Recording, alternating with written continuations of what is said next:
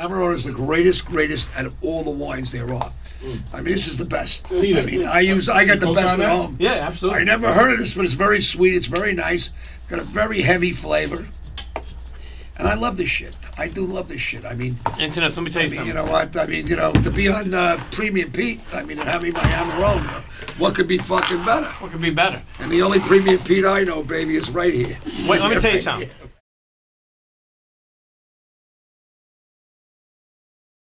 Internets, welcome back to another episode of the Premium Pete Show. Sitting down here with not only a good fella, okay? We're going to call him one of the best voices around.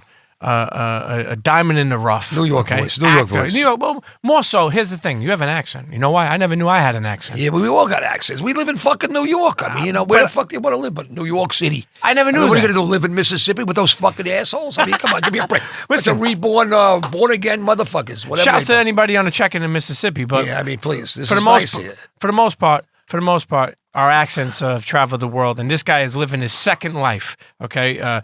We'll get into his whole story. The one and only, the legendary Wayne Diamond is in the building. Thank you very much. I really appreciate that, Premium Pete. Listen. I mean, what's the premium part of you, baby? What's premium to you? What's premium to you, Yeah. man? My premium is my so my Zeech, schlong. okay. My schlong is premium. Well, that's where it came from for me. Oh, so you got the same thing. So I'm a Anything Jew and you're Italian. We yeah. both got the same long dick. Well, Come on, let's kill it, baby. Right off the bat, I remember hearing you say before that Jews and Italians, they got to work together. Have to work together. Why do you say that? Because we both think the same. We have the same family. We got the same.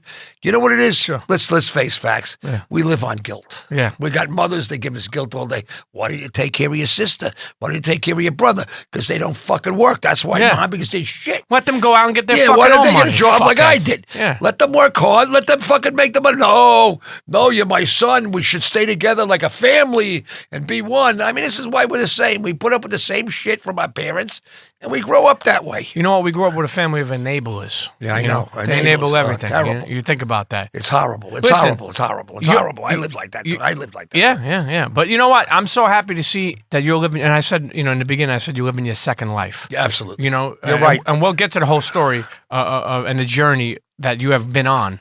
But I say to myself now, it's like people walk around New York, Wayne Diamond. Obviously, it's a good feeling. It's a great feeling. Obviously, for people listening who didn't know you back then, a lot of it is coming right now from Uncut Gems. The Safdie brothers put together this movie, which is a sensation, which, to be honest with you, a lot of people said it's like fucking, you're on the edge of your seat. I remember watching it. I felt like I needed a Xanax. I mean, it didn't stop. It didn't stop going. I couldn't believe people were smoking dope in the audience. I was like shitting in my pants. I mean, it was unbelievable. Scary as hell. I didn't even know what was happening in the movie because I didn't see the movie.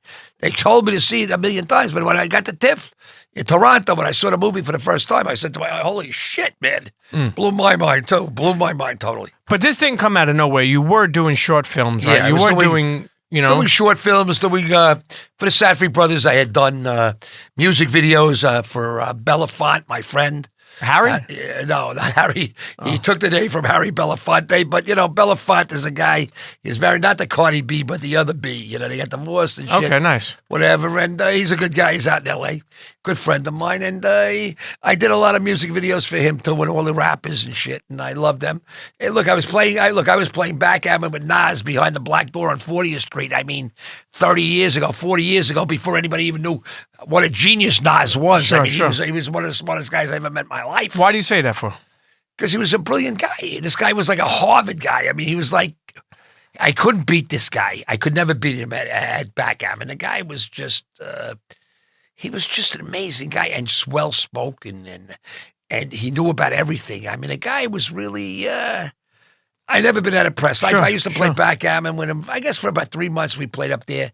We had that Damon, not Dash. Damon Dash, yeah. He's got that John's asshole on TV with that fucking show. I can't stand that guy. Oh, He's got no money, who? that fucking John's prick. Oh, The Shark Garmin Tank. set the schmuck. Yeah. Please, do me a favor. He's not on the show anymore. He was a putz. I think he ran out of money. He bought one company, went bankrupt. He's done. You know, like Donald Trump. Fuck him. You know what I love about somebody like you? You're a seasoned veteran. You're older, but you're a seasoned veteron. Because you use the word putz. Does that mean I got a regular? I haven't heard. Or what? I haven't heard the word putz in a long time. Really? Yeah. You could use a Dunsky, Cougine, douchebag. I love the word putz.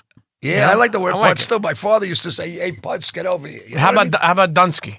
I never heard of that word. Douchebag. That's a more like fucking Irish thing. They used to use Dunsky. That's good. It's good Irish. All my Irish friends, their father would say, "Hey, Dunsky or Donkey, get your ass over here." In Uncut Gems, you played an amazing part. Okay, just very lucky, very lucky. But you're playing yourself. You made hear me out. Cartoon character of myself. You made a lot of money with the garment industry, and we'll get into that. Whatever the fuck that means for people listening who may not even know. Shit. We'll get into that. But now you live in, again, your second life, I keep on saying. How fun is it now versus back then when you have the money, you're up and down? Come on. I mean, you got to figure the 70s and the 80s, man. You can't fucking compare this time. And kids today, they got porno, they jerk off. They don't even go out with girls anymore. They just sit at home and masturbate. We had broads that were gorgeous. I mean, Studio 54, Hippopotamus. I mean, the women were gorgeous. We had these places that were these clubs. I mean, Limelight, Tunnel. Limelight was crazy. Yeah. What did you do? So you went out to eat, and then you go out to a club? I wasn't a big eater. I mean, was the candy going on? Yeah, I get it. I get it. A little cocaine. You know what I mean? You didn't have to eat. You were never hungry. I weighed 110 fucking pounds. I mean, I went out. I looked good. I wore my Chrome Hearts leather jackets. I wore leather pants. I wear a tight shirt. Went out. The chicks loved me. I mean, I had long blonde hair. Yeah. I had always a tan. It was cute. Back then, it's funny too because I got laid. Today, nice. Yeah. I mean, that's the most important thing. What are you there for? Back then, check this out. Back then, having long hair wasn't. I mean, hippies, yes, but it wasn't always. Even when you start thinking of the '80s and '90s. My father taught my high school. I mean, what did your father say about long hair? My father stood up for me all the way. Really? I mean, I went to Oceanside High School. This is a place on Long Island, Oceanside. Okay. Shouts to Long Island. Yeah. It was a nice place. It was the South Shore. We were all like not wealthy people out there. My parents were both school teachers, and my father taught my high school. And I always had long hair since I'm like 13. Since my bar mitzvah, I had long hair. I mean, I had big ears. In those days, I had big like. So you're trying to cover them. Yeah. So when this Beatles shit came out, I mean, I was not really into the music. I was into the hair because it covered my ears, and the chicks. Once I covered my ear with the ears, I started to look a lot better, and the chicks started to like me. Other than pimples, I looked pretty good. Yeah. Yeah, it was pretty cool in those days. I was out there partying. And, it was a lot of years ago. And it was a different world. I mean, it's a different world. You kids today, you don't have what we had then, man. We had everything. We had clubs all over the fucking place. And the drinking and driving, there was no such thing. I mean, your cop would stop you. I mean, he didn't give a fuck if you were drinking or you were on heroin. Well, what would he say to you? He'd say shit. He'd say, look, listen to me. You're driving all over the world erratic. If you don't drive straight for the rest of the way, he'd leave. I'm going to call your mom and dad. Nobody gave a fuck in those days. And not that many people really got killed. I mean, we had more suicides in those days than we had people getting killed in car accidents, I think. Why do you think? It was the depression? I think it was like, people were depressed then too. I mean, I had a lot of friends that did a lot of acid in the 60s and early 70s, and they got depressed and all fucked up. When we got out of college, we didn't even know who they were anymore. I had a good friend, my friend Druck, great guy. I met him in a cab one day. I invited him up to my showroom, and he was like, he became a schizophrenic, and the guy was like completely fucking nuts. From acid? Oh, acid, all acid. I did acid a couple times. No, I never did it either. I mean, listen, I was a psychotic guy to begin with. On that, I would probably be dead today. I mean, I used to take coke just to calm down. It was a different world. How do you calm down with coke? Yeah, well, what happens is like Ritalin. I mean, it's a very similar to Ritalin. I'm a very hyper guy, so you do some blow. It's an up, so you come down. You know what I mean? It's a good thing. I took Valiums afterwards. Yeah, sure. Down. That was good. Not to glorify cocaine, but what was your most memorable moment being high? Because you lived a rock star life. Let's be honest. Forget about Uncut Gems for a second. Wayne Diamond lived the best time I had in my life. There's a guy, I can't mention his name because he's still a don't worry about it. It's okay. He's still a major player. California, 78 years old, very cool cat, makes dresses and shit. Made dresses and sportswear and everything else. His name is Paul. He had a townhouse uptown in New York. And it was unbelievable. You'd walk in, there was two guys with machine guns in front. Wow. And you'd walk in, there was a big bowl this big, and it had cocaine in it. And I was like 21 years old. I would take the coke and rub it all over my body. I put it in my pockets. I just take clumps of it, stick it in my pocket.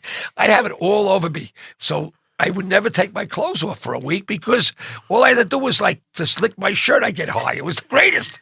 So I was high for a whole week till the next day. The next week, he had a swimming pool in the townhouse. So if I had an ugly chick with me or some good-looking chick, whatever it was, I didn't give a shit what I had. As long as I could get laid. And I took her down to the pool, and it was so easy to fuck, Those were my memorable moments because you didn't really strain yourself fucking a woman then. You just took her to the pool, and you just went like this. It was like self-masturbation. It was great. We had the best of times. I mean, Studio 54, you'd go upstairs. You'd come in, they give you a hard time getting in there. You get service getting into the place. Service. Sure. Yeah, you've been with Jews.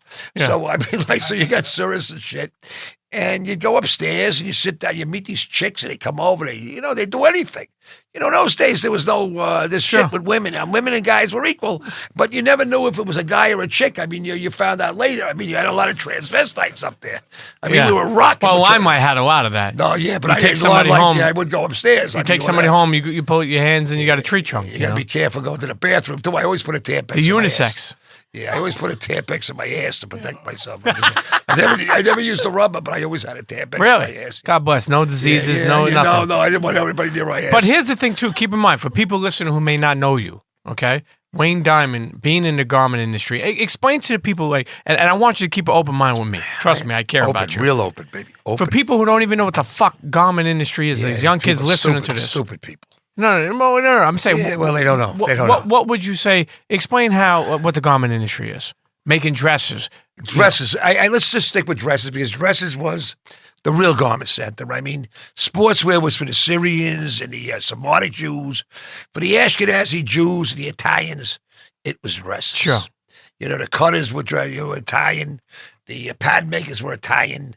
The shippers were black usually or Puerto Rican or whatever. And then they became, believe it or not, most of my guys, they worked back there, and they became my designers and my cutters and everything else because they worked for me for so many years. They learned the table. They learned everything. They were very smart boys. And it was a hard business. I mean, could you imagine? Just think about the puzzle. You got to take a dress's style. It's got to fit right. It's got to be made properly. The women out there got to like it. I mean, do you ever see two women like the same fucking thing? Yeah. They can't make a decision over shit, these fucking broads today. And they got to buy this shit. And the stores are going to blow it out and sell it. But I had the items. I was a genius in those days. I really was. Was there certain colors? I came out with a hanky hem. Yeah. Blew it out. I mean, Boogie Wineglass that owns Aspen right now. Forget it. He used 1 million of my fucking hanky hems. All these guys, everybody. But where did you come up? Because, you just feel it. You feel it. It's like, it's energy. God gives you this fucking, forget about God. I don't want to talk about God. I'm agnostic.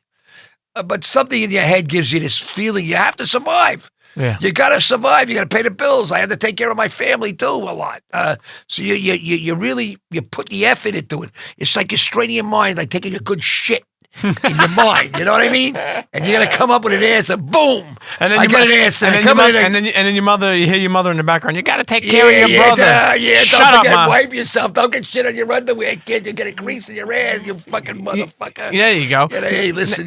Mom. My mother's still alive. She's 95 years old. And Boca with the rest. God bless her. I just lost my grandmother, 98. 98. Yeah, salud. Toast to your grandma. Yeah. Hey, that's nice. For people who are listening, it's funny because your story is so crazy to even get into that business. Meyer Lansky, for people who don't know, and I know I know you don't like to call him a gangster. Guy, This guy, what a gentleman, what a fixture back in the day. His partner. Explain the story because I know you supposedly you wrote down his name, but my question is this: when you get to it, how the fuck did he not say who the fuck are you to use my name? Tell the story about that. It wasn't like that. I'm just asking. Yeah. I came from Long Island. I didn't have no money. So I got in a Greyhound bus. It was 1999 in those days. How much was that? Oh, 1999. To go to Miami? Yeah, to go to Miami. And it was 27 hours in those days. Not like today. It's a lot faster. My fucking ass must have been sleeping. Please. I mean, I weighed 90 pounds. I get in this fucking bus. I go to Miami. They pull the bus in front of the... it's a place, not the Schwarman Norman. No, that was way Cleveland. Downtown. No, but it was near the Eden Rock. And I go there. I walk into the Eden Rock. I walk into the door. And I hear him calling up names. Victor Potapkin, number 133. He was the guy that owns all the shit, Victor. And then you had the other guy from Philadelphia. You had all these big names, I don't know who the fuck. I'm a Jew from Long Island. My parents are school teachers. What the fuck do I know for these names? Then I hear Meyer Lansky. Seemed good. I told the waiter, I see them all calling away. I could call the waiter over. Waiter comes over to me. I said, I'd like a hamburger and a Coke, please. Please, quick. I'm hungry. I'm hungry. Oh, my Uncle Meyer. Because I Meyer Lansky, sure. I'm his nephew. And then about an hour later, I'm eating this fucking thing, eating it. I wasn't eating it. I shoved it down my fucking throat. So fucking hungry. I was on that bus for 27 hours with these fucking morons. Ugh. Disgusting, smelly fucking What do you get, cheese on it, pickles? No, I didn't give a fuck. I just wanted food. I would eat shit if they gave it to me. I was so fucking hungry. So I shoved the shit down my throat. Yeah, go ahead. And this little guy, about 5'1", comes over and he says to me, hey, can I talk? He went like the finger like this. Can I talk to your kid? I said, oh, sure, mister. How are you, sir? And I said, he says, you know, I don't know who you are. I said, oh, my name is Wayne Diamond. I'm from Long Island. My parents are school teachers out in Oceanside, Long Island. He says, you signed my name to a bill just now. You signed my name and my number to a bill. I didn't know. I just got off a bus. I'm starving to death, and I needed something to eat. I just needed something. I'm so sorry, sir. I'm so sorry. So we started talking. The guy was really nice about it. He was not nasty. He says, look, you know how to add, are you good with math? I said, that's my best subject. I got a 200 on my fucking English board, but I got 750 on my math. I don't know anything about English, but I'm really good when it comes to math. So he says, I'm going to give you some numbers. He gave me like 10 numbers or 15. It was probably a lot more, but I don't want to act like I'm shy here, you know? So let's say he gave me 10 numbers. I added them up. He says, you're really good. You know, you're in college? I said, yeah, I'm graduating soon. And he says, give me a call in a few years, and I'll put you in the dress business. I'm thinking to myself, what the fuck does that mean? What am I going to become? Listen, a lot of my friends now are gay, but in those days, nobody even knew what a gay person was. I mean, give me a break. So I said, did you believe him? Did you believe him? Or did you No, I didn't believe shit. All he said to me was he liked me, and he said to me he's going to pay for my food for the week. Did you know who he was? No, I had no idea who this guy was. You couldn't Google him. At that time? Look, I didn't know what a hoodlum was. I didn't know anything. I knew nothing about nothing. I grew up in Oceanside. Nathan's, that's the only thing I knew. Nathan's and some football team that beat the shit out of me once. Other than Charlie George, that we used to put in sprinkler systems. Fuck them. Where are they now? Hitters. Hey, beat the shit out of me. They're all scumbag pieces of shit.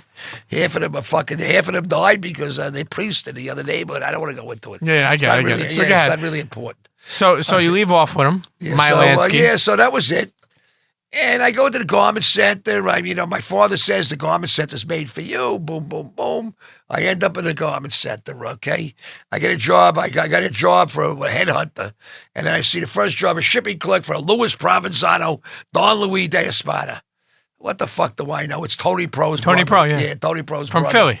Yeah, no, from New Jersey. Okay. Okay, but that's scofful. Yeah. Then we got listen, you got to watch your movies. I know. You're not watching enough fucking movies, kid.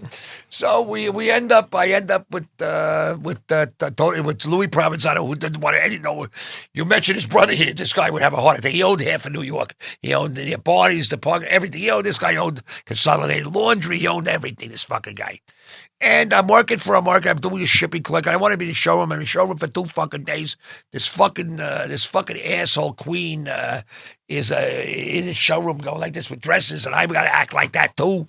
I said, okay, whatever I got to fucking do, but take it up my ass. So what I ended up, showing the showroom, and the guys told me we don't want you. And I went into Tony. The next day, I was really upset. Get home on the Long Island Railroad back to Oceanside, to my parents' house. And I come back the next day, and Louis Provenzano says, shine my shoes. I said, I didn't go to college to shine your fucking shoes. Yeah. Maybe he hasn't heard. I didn't say fucking. I mean, you don't say that to Louis Provenzano. I knew the guy was a class act. His best friend was Jacuzzi, with the hot tubs and shit. So, I was nice, and the guys fired me. He fired me because I wouldn't shine his shoes. Hey, fuck him. Yeah. Fuck you, man. Fuck you, Louis, up there. I love you, Louis. Maybe you haven't heard. You don't shine shoes anymore. Yeah, I don't shine shoes. I don't, some people don't want to do windows. I don't want to do shoes. You know what I mean? It's the same shit. They treat like minorities a certain way in this country, and we were a minority to him. That could have been the end of you. What happens next? Well, what happens next is I just wanted to be in a garment center. So I went around and I found a job. I kept knocking on doors. I'm Wayne Diamond. Diamond, how you doing? So I find a job for this guy from Nut House, an Irish guy. This guy was the funniest. He looked like the guy on Channel 11. I don't know if you remember Channel 11. This is Tom Hart from Heaven. It was his name in the garment center. So Tom Hart hires me as a salesman. This guy is selling for cash in a back room, everything. And his partner's the Italian guy in a table. Classic. I didn't know. I'm helping him sell this shit. And he's giving me like $1,000 a week. I mean, this is a lot of money. I was making at that time too. I went from $100 a week to $1,000 a week. I said, this is great. So I didn't know I thought this is the business. But, I told them, the partners, they found that after a while they were killing each other. And I left there, and I got a real job for a place. I hate the guy. He's dead now, but we don't discuss him. Rest in peace. But let him just Salud. rest in hell. Okay. and I started to learn the business very quickly, and I ended up taking the books from Meyer. He put me in business. So you reached back out to him? I reached back out to Meyer. He put me in business. And with Marty, and we went into business with another partner, 25 each, Molly and me, and we did very well. And a year later, I was doing everything. I mean, I was styling everything. This guy didn't know what the fuck he was doing. And I said, this is it for me. And I mean, I took the books. I stole the books. I found the guy that I got now for my repertoire in a hospital. He says, Wayne, what are you doing? And now I got proof that he was there when it happened. I ran out with the books to Frankie Cusick, and Frankie looked at the books and he says, little old guy, another guy, 5'1". All these Jews were 5'1". I mean, amazing at 5. Hey, Wayne, he's shaking his change and with the cigar like this, And he says to me, he's been ripping you off for $500,000 a year, Wayne. You alone. I said, fucking shit. Wow. So I said, I'm suing them. I got $600,000, and it was 1994. Not 19, yeah, well, 19, yeah, it was 19, no, it was 1984. That's scary, motherfucker. Wow. 19, no, it was really 19, I'm sorry. What did you do with that money when you got it? What did you do with that money? 1974. I put it in my business. I went into business. Now, Meyer Lansky, did he wind up signing you any checks or giving you some cash? You know what he did? You want to know how classy this guy was? After I took the books, and I stole the books out of the place and everything, he asked me to return them. And I had it all, I said, I'm going to make sure it's all checked out, but he had me before I give them back. He said to me, he paid for my Eden Rock till he died. Really? And he paid for my room on the penthouse in Eden Rock till I died. He says, you were the coolest guy. You were my generation. You were not that generation. You're a really stand-up guy. He said I was a stand-up guy. He knew I'm an honest guy. I would never steal a dime from anybody. I never did. That's why I get along. Everybody likes me. You never hear anybody write on my Instagram, I mean, this guy beat me for money or anything. Donald Trump beats everybody for money. This guy, this guy has ruined the world. I mean, yeah. Forget about him. Yeah, He's a fucking douchebag. I can't forget about it until he's gone. Yeah. Now, with Meyer Lansky, did you go out to eat with him ever after that? Did he buy you a Christmas gift? I went out to dinner with him. I had dinner at his apartment across from 48th Street Beach, in his apartment in Miami, and I had dinner with him and Murray Oliphant at Billy Hong's in New York. Wow. Not the old Billy Hong, the new Billy Hong's when Jeannie had it with the kid, but the old one with the beads. Everybody who's listening to this that's my age will understand his old place in Midtown with the beads.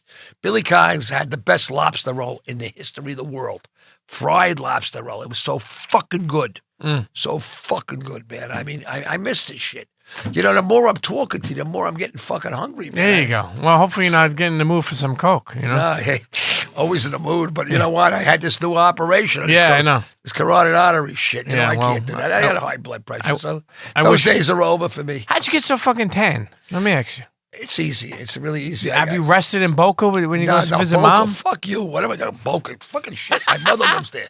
I live in Miami. I lived in Fisher Island. That princess, that queen. God bless her. It's a shithole there. I hate Boca. I mean, Boca's horrible. It's for old people. I got a lot of friends there now, but I mean, I listen. I love Prime. There's nothing better than Prime and Gio. I mean, Gio and Prime and fucking Boca. I mean, he's the man. I mean, I love the fucking place. Yeah. And I see all my buddies down there, too. They're all getting old. I mean, I'm the youngest, but they're all getting old. But I mean, I like Miami. Miami's my place. I lived on Fisher Island for like 20 years. I had the best apartment there. I had the most beautiful place ever on Fisher Island. And, stay in the sun? Yeah, and I stayed in the sun. I used to bake a lot. I bake. I still look good. I don't look that wrinkled up. I mean, fuck it. I mean, what else is it? It's good to be tan. I mean, I like to have that tan look at it, at George Hamilton Sure, look. sure, You know? sure, sure. You know, and if you have any problems or anything, you go to the doctor. He fixes your face. It's not a problem. Salud. Yeah, who gives a shit? You know, take us to the first time you met Adam Sandler. Unbelievable. I saw him. I go to Long Island. They told me to come to this fucking shithole in Long Island, this big fucking warehouse somewhere. I call my driver up on the phone. I said, we got to go out to this fucking place.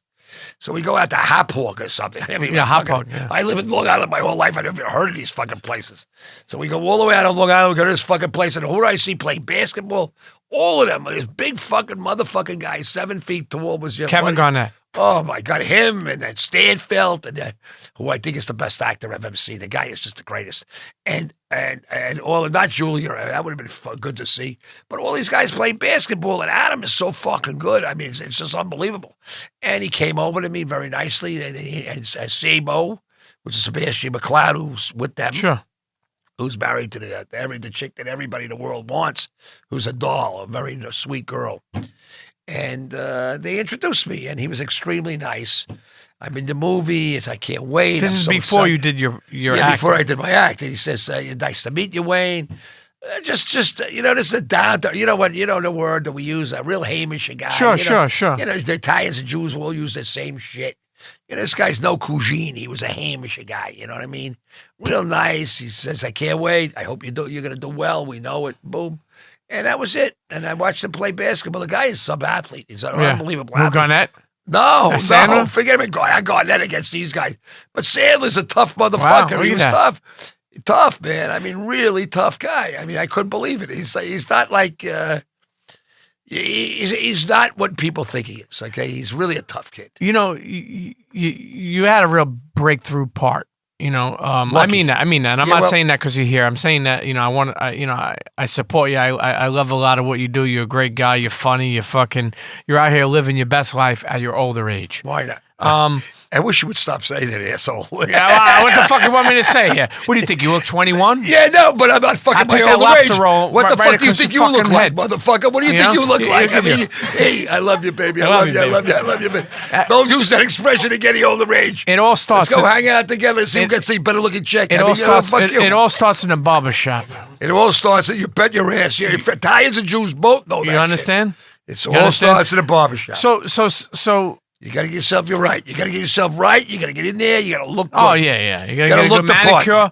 Nice suit, nice tie, nails done, hair done right. You're walking in, nice stand, nice shave. You walk into that showroom and you look like the man. You know, you feel good, you look good, and good things happen. Absolutely. You know, that's what you stand for. And I think that's what you are. You're a breath of fresh air. Hey, thank you. Julia Fox, you know what I mean? Yeah, you know, Julia Fox is a breath. And she is she's looking good, man. And she's looking I seen you in her Instagram going after her. I don't know. No, not really. She's not listen, me and Julia were great friends on the set. She's a really, really nice girl. All this bullshit she does with this stupid S&M, she said she did. I mean, look, she never did anything. Look, we're in the White House, we got hookers. I mean, we got this woman that's married to this president, definitely a hooker. I mean, Paulo brought her in. I mean, we know she's a hooker. Check this out. Somebody on social media wrote, I love that Wayne Diamond was very horny for Julia Fox in Uncut Gems, but also is very horny for Julia Fox in real life. So she put up a post that wrote, do you guys like this Carmelo Soprano blonde moment? And I guess she was wearing like blonde hair, and you wrote something like, fuck, I like the very hot. I like the blonde. You look like a hot chick, you know? And then you put would you put an Italian flag after that? Or no, I don't know. Probably Israeli or some fucking flag. Who the fuck knows? Probably Colombian. I like those Colombian chicks. I mean, we all do. We all like the Colombians. I mean, now you still married? Yeah, of course. I'm in love. I mean, not in love. I mean, I'm in love. Of course, I'm in love. I've been married a long fucking time. I was married twice. Honestly, what do you think about marriage these days? I think it's a little over well done. I mean, it's really like, you know, the problem in marriages, okay, is like you're with the same person for so long. Then it gets a little like, you know, it's like anything, you know, it's a long time. A long time with anything is not great. But you gotta, you know, change it around, make it interesting, and make it happen. And we do that. What do you want, the mic? We do that. Yeah, we got it. You didn't want to put the fucking mic to your mouth. Put this in my fucking head. Give it a little fucking kiss. That lobster roll, I'm thinking of it right now. Oh, that lobster roll. What were we talking about? Billy Hines lobster roll. Oh, God. I mean, You know what? Let's take Julia Fox. Julia Fox. Julia Fox, and what marriage. I remember seeing something on Instagram where they wrote, "What's the what did they say? What's the key to a good marriage?" And you wrote yes. Yes, Just the word yes. Yes, Did that's you write all that it on is. New York Nico? Yeah, right. That was me. Yes. Yeah. That's the only thing. Just say yes all the time. You got no fucking problems. Well, what do you think about having like a lease marriage in the new day and age? I think that you look like personally. meaning like 36 No, months. I wrote a whole article on this already. Okay. I mean, come on. I believe that you should even rent your kids. I think you should rent everything. What do you mean rent your kids? I think you should rent your wives, your kids, everything. It's a lot easier to rent than it is to buy. Once you own it, you got a problem. I mean, it's terrible. I mean, you should lease everything. Yeah. Lease your kids. With the option to buy. No, I wouldn't even have the option out there. Give me a break. It makes you think that somebody can force you to buy it. You don't. Once you have an option, then it's like the guy's going to sell you. Hey, why did you buy your kid? Why did you buy your wife? Why, you don't want that in your head. You don't want anybody to put pressure on you.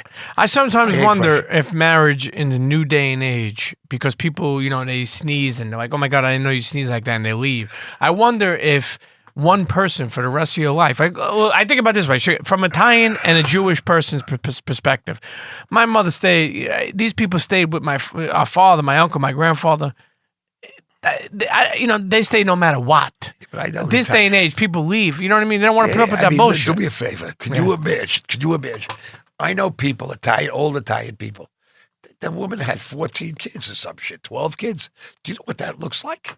Could you imagine that wife saying to you, go down on me? I mean, after 14, after 12, could you imagine you stick your whole fucking head in there? It's like roast beef down there. It's not roast beef anymore. It's like old sardines that you left in the sun. I mean, this is really terrible shit. I mean, in those days, I mean, you had the one thing. It was like God. It was all about God. You had to do these things. I don't know. I love my wife. She's a wonderful person.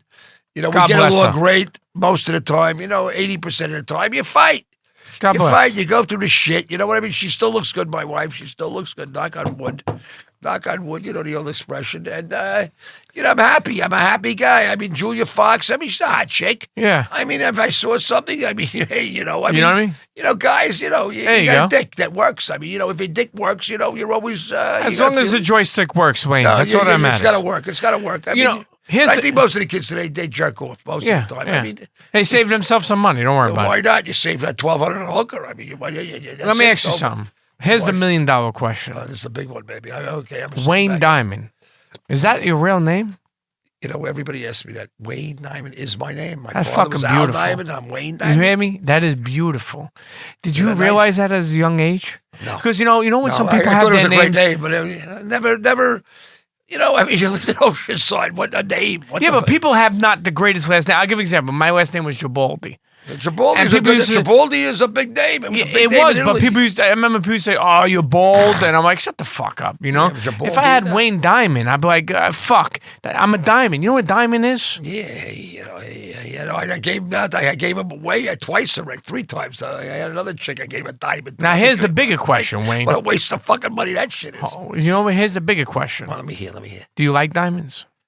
I don't give a shit. All you use them for is when you get married. You give it to the fucking chick, you step on a glass, and it's over. They own it. What do you say when you step on the glass? You just say, pitta pata, whatever. Pitta pata. I remember I couldn't even say it. I remember in Goodfellas, I say Henry Hill, you step on the glass. They said, what did they say? I can tell you a good story about Henry Hill. I'm here. Okay, here's a real true story. There's a real story from Meyer and from his partner in Cuba, who killed. And I do know the writer of the story. He's one of my very, very good friends. He wrote the movie Goodfellas? Bugsy. Oh, Bugsy. Wow. Bugsy.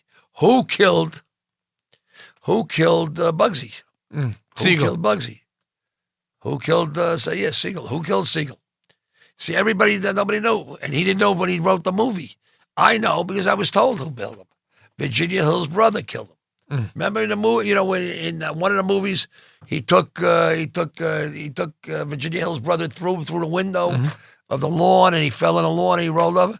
I saw the movie. I said, I'm going like this, scratching my head. I said, how the fuck you not know who killed him? I mean, that's who killed him. But, you're talking about Henry Hill. was a different level. But in Goodfellas, the best scene of all times. I mean, there's nothing better than that. I mean, that was the best fucking movie. As far as I'm concerned, it was better than all the other movies. And Once Upon a Time in America was a great movie. I love that. Noodles. Remember Robert De Niro's Noodles? Who was better than Noodles? Oh, when he's at the end, he's got the opium pipe. He's just smiling, with his little eyes, Tell me, let me tell you something. The life you lived is fucking insane. Multiple buckets, amazing stories, historical shit. There's a story I heard about OJ. And he used your printer or something like He's that. still my friend. I still like. We don't hate each other. I mean, what happened? Where didn't you somebody? I heard a story where he came over to my fax machine. Yeah. He's sleeping over at Bobby Bender's house. It's about 2 nights before this all went down. He's in Long Island, Old Westbury. He's at Bobby Bender's house, and I'm there. We're playing golf and shit the next day and shit. And he comes banging on my fucking door. Wait, I want the fax machine. I said, okay. I gave the I don't even know how to use a fucking fax machine. To this day, I don't even know how to use a printer. I gave the fax machine. That's it. They took it to Bobby Bender's house, and that was it. And then I had a robbery in my house of about $1 million in those days. In your safe, I heard. Yeah, they took my safe out of Ninja, took my Bo can tell you the whole story because I got Bo right. Called Bo the next morning. They took the safe out, brought it to the next neighbor's house. It must have been on the next street, and they carried it, and they stole everything. I was just back from Puerto Rico. What was in there? $1 million cash or jewels? No, gold coins, cash. Maybe a 20 bag of coke. No, I don't know what was in there. You know what I mean? It was diamonds and shit. God, yeah, I get it. It's Chubb fucking insurance. They fuck you. Fuck they that. gave me $250,000 for this shit. 2 years later, because they said that OJ was involved with the case. Bullshit, just not to pay. Didn't they bring you in for some questioning? Yeah, they questioned me, my wife, my driver, everybody in my business. Bo was there. Bo could tell you. Bo Dito. Shouts to Bo Dito. Bo Dito was he was my guy there. Bo knew what was going on. Bo blamed my driver. Bo said it was an inside job. It was my driver.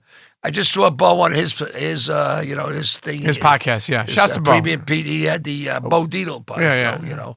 And I just told them same shit we went through with this bullshit. I mean, but I think it was somebody that they just came in, they knew the safe was there, one of the builders, and they stole the fucking thing. That's it. So it's crazy, man. So you lost $1 million, but you got the insurance company gave you $250,000. Yeah, I mean, the insurance really pays, doesn't it? I mean, I probably paid more than it paid premium. Sure, for the insurance. And how is OJ as a person? You still friends with him? OJ, when we first met OJ was probably the best looking motherfucker that ever walked the streets of the earth. This guy had a carved face. Everything was perfect. He used to sit back in his chair like this, very cool, smoking his fucking cigar. I don't think, and I knew Johnny Cochran afterwards. I had met him afterwards, and Johnny didn't believe that he killed him. I think, I believe, Alan Schwartz and all the guys say that he did it. I can't see OJ killing people like that. I could never see him doing that. I could see him paying somebody to do it. He thinks like us. Sure. He thinks like us. You pay somebody, you get it done. But he did it in such a haphazard way. I mean, this guy, what a waste. It's a waste. A waste of one of the greatest players and personalities of all time. It's really disgusting. Plus a waste of human life. That poor kid, that beautiful kid and his wife. I mean, not good. Not a good situation. I mean, look, I don't know what happened. I mean, I don't know. I know when he got out of jail the first time, I saw him at the Delano. He was very nice. He was very nice. Wayne Diamond in the garment industry throughout his career was told to have amassed over $100 million. No, is this true? I'm just talking. You know what? The one thing I never talk about is money. That's the one thing I never talk about. You know why I talk about money? I don't give a fuck about money. You know why I talk? Hear me. You know why I talk about money? That's why I do everything for free. When you tell me you go to Miami and you had no money, and then to look at where you were, where you went. That's why I don't talk about it, because all these stupid assholes are running around. They're my age and they're running around. They're looking for to make their next $1 million. I mean, what? Live your life, you dumb fucking fat motherfucker. All my friends how do you know they're out fat? there. They could be skinny. They're not. They're all stupid assholes. Fat they're all fucks. fat assholes. They're all ugly and they're fat and they're looking to make their last dollar. They're not beautiful they're 70, like you. 75-year-old guys still working because they don't want to go home to their kids and their wife. Nobody likes them and the whole family. They're assholes. I mean, what are they looking to make money for now? But they're supposed to enjoy their life and they're looking to make more money. I mean, if you're in your 60s or something, I can understand you're working still. but not when you're already in your 70s and 80s. These Sure, people are sure. still working. What are they doing? For what? What's Assholes. What's the nicest thing you ever bought throughout your career? Would you say that Nicest thing I ever what? you ever bought with money? Would that you remember? You know what I mean? My father a boat. Wow. I think that was the nicest thing I Did he want Yeah, one? my father wanted this boat, so I bought him a 42 Burns Craft. It was like $170,000 and like 40, 50 years ago. Did he know what you were doing? Like, did Yeah, you my feel, father was there. My father gave me plenty of guilt too. Okay, please, let's don't go there. He gave me plenty of guilt, but I bought him the fucking boat. I made sure he had a car. I bought him a condominium. I bought him You know what you're gonna do when you're making big money? What do? You take care of your parents first. I got a friend, Steve. He does the same shit. He's a good guy. We're the same. He thinks like me. He takes care of his parents. What else you got? Your parents brought you up. You want to take care of your parents.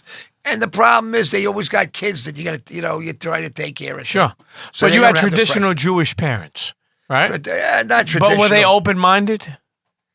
My father was. My father was very open-minded, very bright guy, extremely bright, taught college. And great guy, just a cool, good-looking fucking guy. Put all the chicks with the big tits in the front row in school. Sure. I mean, today he'd be in jail. I mean, Yeah, my father would be in jail today. I mean, I fucked half of his classes. I mean, my father. They got the diamond, baby. Once they graduated, my father would say, "Hey, this one had big tits. And she was gorgeous." Okay. Hello, Sarah. How are you? I'm Al Diamond's son, the guy with the Rolls Royce that pulled up in school last week. It was good those days. It was great. My father was a cool motherfucker. Let me tell you, he was good. A lot of parents wanted to kill him. What would you say for people? We live in an entrepreneurial world now, I know, where everybody I know. wants to be their own boss, et cetera, et cetera. Yeah. What would you say? Because I think from your failures is where you get your most knowledge. That's my opinion. You fail. People are afraid to fail, but the lesson that you learn in failing is amazing. You got it. Listen. Anybody that's really made it, not these stupid stockbroking, Wall Street scumbag motherfuckers that just jerk their dicks off all day long and look at porn. Not those people, but people that have real businesses, that really work hard and try to build something for themselves and their future. Yeah, you can't win. You can't win all the time. You got to lose. You got to lose. And once you lose, you got to pull yourself back up. That's what makes you strong in business, is pulling yourself back up and going out there. I'm going to kill these motherfuckers. It's in your mind. You got to win. You got to pull yourself back up from the ground. If you're going to win all the time, and the first day you fail, you're not going to know how to come back. Sure. You're not going to know how to come back. And you're dead in the water. There you go. Entrepreneurial gems from Wayne Diamond. Mike Francesca. We're almost wrapping up. Mike Francesca was in Uncut Gems. Okay. Did you get a chance to meet him? Next subject, please. You don't like him? Next subject, please. He's a legendary sports guy, no? Next subject, please. That cocksucker, Mike Next subject, Francesca. please. I say nothing bad about anybody. Okay. What's up, Trump? Right? Trump is a piece of shit. Yeah. He's a Nazi. Hopefully we get. What about you? Would you want to see Bernie Sanders to win? No.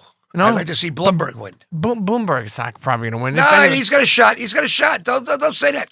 We got to win as Democrats. We got to win. This guy is a sick motherfucker. Why don't you like Trump? He's a thief. He's a liar. He's got no money. He's a piece of shit. He's working for the other side. He's not working to help American people. And I think that American people deserve a president that's working for them. Why do you think some of these people believe into this "Make America Great Again"? Why do you think they believe? Because we've got 40% assholes in this country. Yeah. People that are sick. That are fucking brainwashed and are stupid, that would have listened to Hitler and killed 6 million Jews again if you told them to. This guy is not good to the Jews, not good to the Muslims, not good to the blacks, not good to the Puerto Ricans. I mean, look what he did to Puerto Rico. Sure. I mean, come on. I mean, that's America. Israel's not, look, I'm a Jew, but Israel is not America. Puerto Rico is America. Sure. We're giving billions of dollars. What about fucking take care of your own people? I'm an American first, and I like Israel number 2.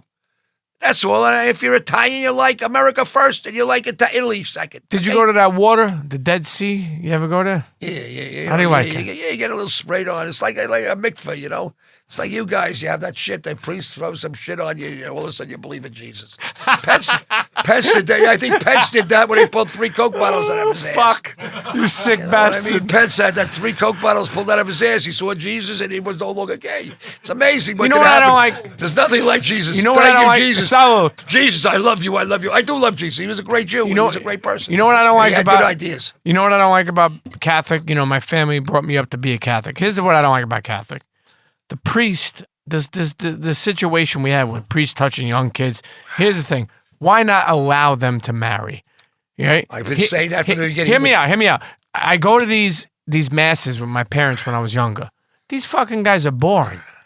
You go to a non-Baptist church or a praise and worship, these people are talking about marriage and child support and life and they failures. don't know anything about it. Yeah, but what I'm saying is this guy's talking about they can't talk about marriage because they can't relate because they're not allowed to get married. Because where do you think that edict come from? Came in 1300, I mean, from the Pope, because the Pope he killed 200 of his fucking wives that he was fucking. And then the Catholic Church decided to create this edict of celibacy. It's bullshit. It's not God. It was a church edict. It was nothing about God and Jesus. Jesus liked women. I mean, he liked women. He liked Mary Magdalene. He liked a lot of broads. He had a lot of kids. He was hanging out. And he had a lot of kids. I mean, whether he came back or not is your problem. I don't know.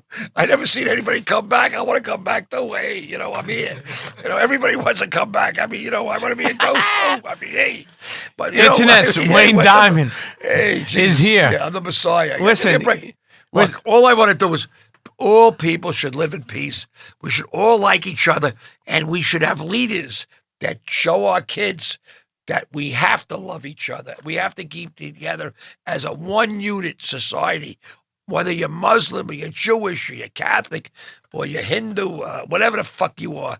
It's all the same shit. You all believe in the same fucking God.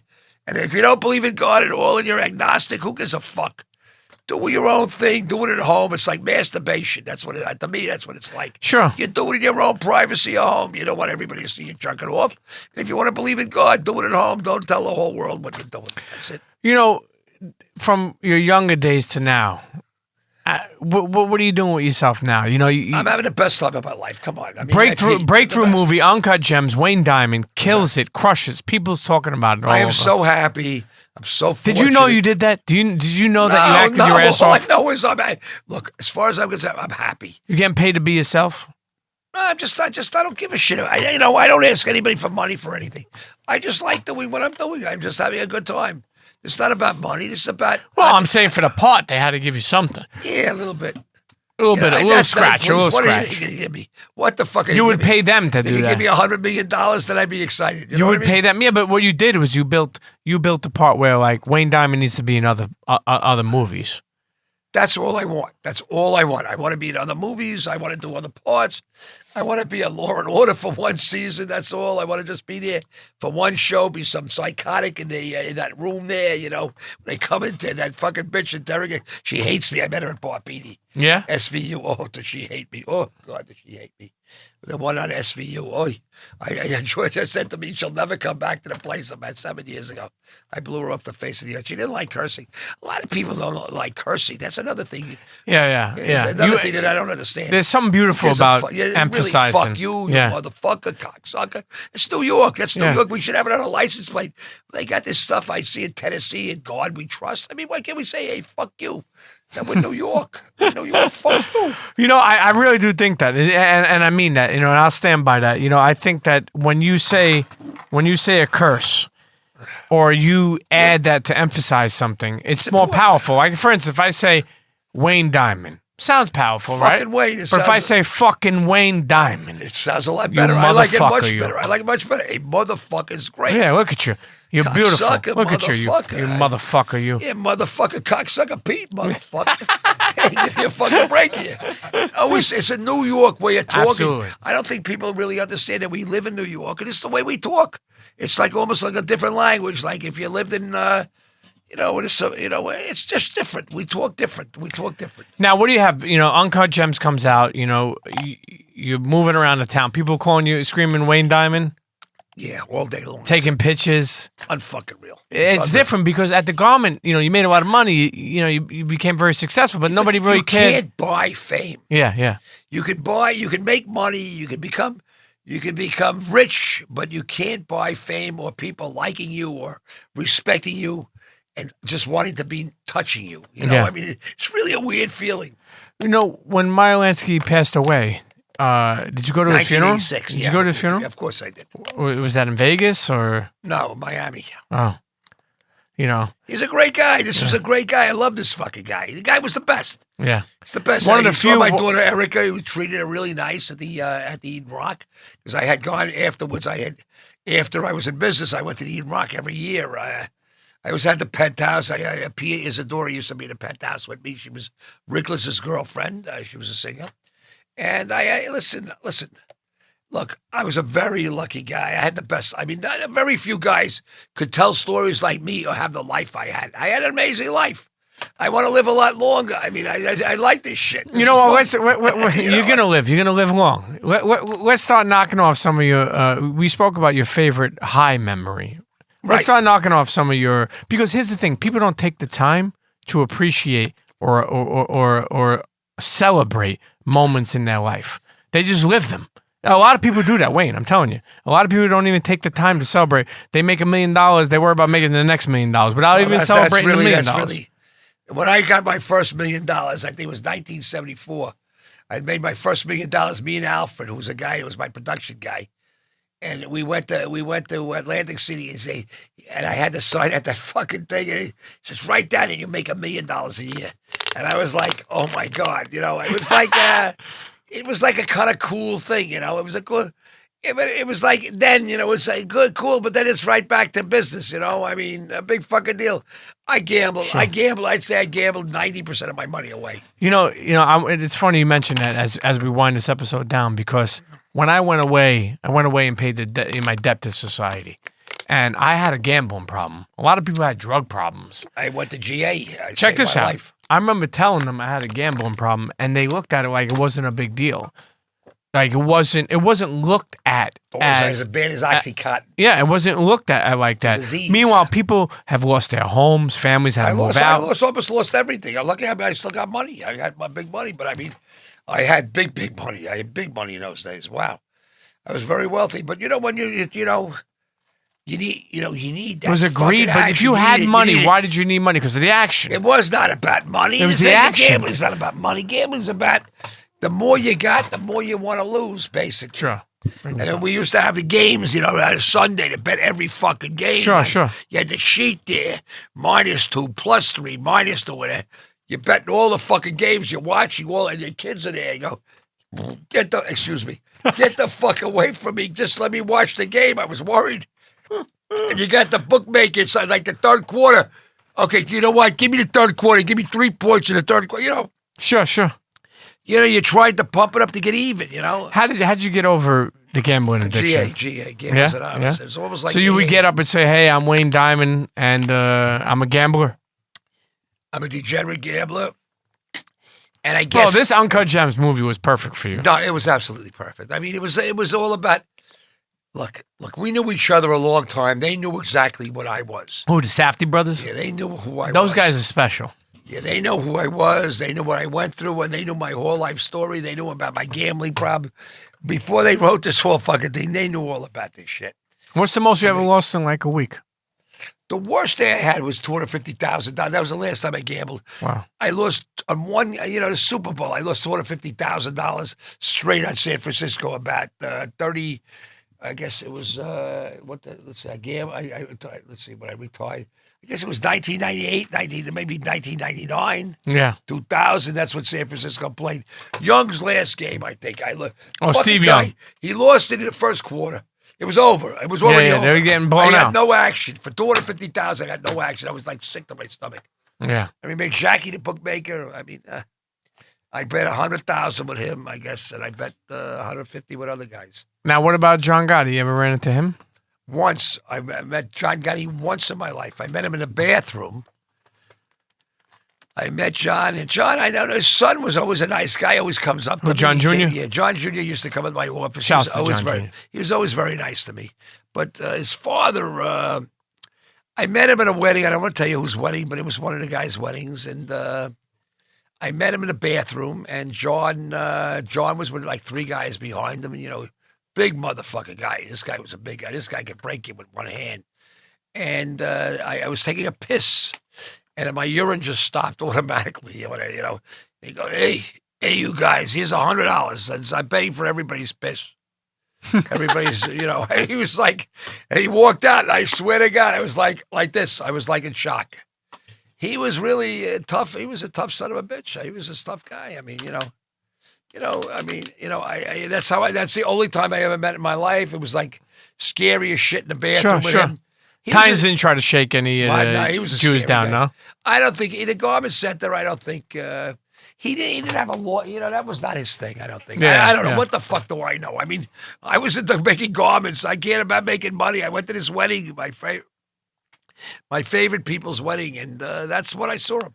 On Instagram, the real Wayne Diamond. What is it? The real Wayne Diamond or just Wayne Diamond? The Wayne Diamond. No. The Wayne Diamond. To get in touch with me, the Wayne Diamond, and I do respond to people. Now, what do you Instagram, social media is totally different for you. What do you like it? I love it. I fucking love social media. Brings everybody to you. You can sit in your house, you can be in your bathroom, in a bathtub. You just fucking do it. I mean, it's the greatest. The greatest. I mean, it's the greatest. Now, good. I like it. I get it. I don't know how to do Twitter and shit, but I don't know how to do email shit that good. But I know Instagram is pretty easy. Facebook, I'm thrown off now for another 12 days. They throw me off every month out of Facebook.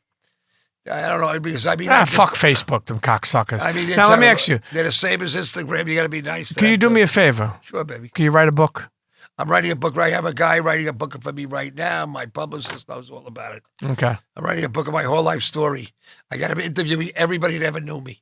Yeah. They really know the real stories of the garment center, my fucking life in New York, all the clubs in New York, the Mark Bakers that ran all the great clubs downtown. Donald Trump, and what this fucking guy was thrown out of jeans. I watched him get the shit kicked out of me. He's just a terrible human being.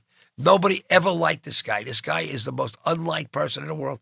The people who like him, you ever see the people that surround Minushkin, the ugliest piece of shit that ever lived. Howie, all these ugly people surround them because maybe they could get a hooker or something. I don't know. Yeah. Why they hang? They want to grab him by the pussy.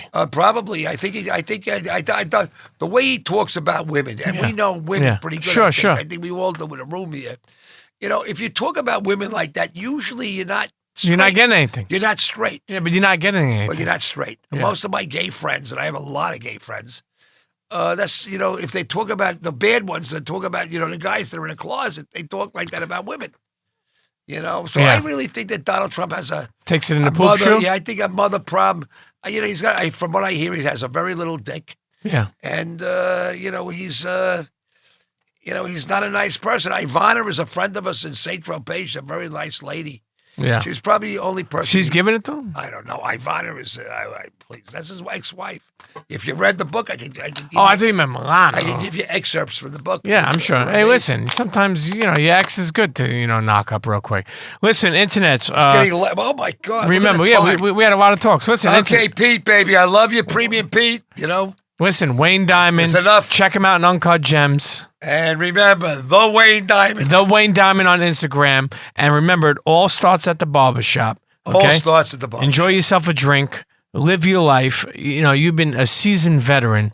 Internets, support and follow and comment and tell him to go fuck himself. Right on his Instagram. Wayne, go fuck yourself. Fuck the world. The real Diamond. The real Wayne Diamond.